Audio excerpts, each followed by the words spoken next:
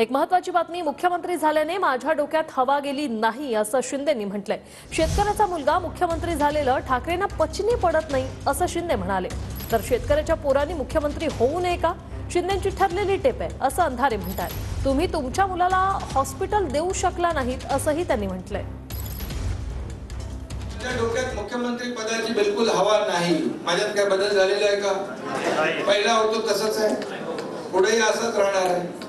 कारण शेवटी लोकातला जेव्हा जमिनीवरचा माणूस मुख्यमंत्री होतो, एक शेतकऱ्याचा मुलगा मुख्यमंत्री झालेला त्यांना पचनीत पडत नाही, बिलकुल त्यांना अजून वाटतच नाही हा मुख्यमंत्री आहे।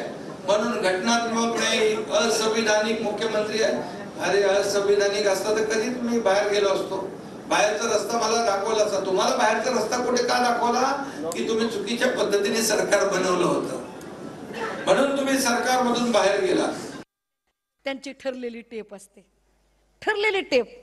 एक तर हिंदू मुस्लिम करायचं, किंवा दुसरी टेप काय, मी शेतकऱ्याचा पोरगा आहे, काय शेतकऱ्याच्या पोराने मुख्यमंत्री होऊ नये का? हो ना दादा, चांगली गोष्ट आहे, आमचा भाऊ मुख्यमंत्री झाला, आनंद आहे बाबा।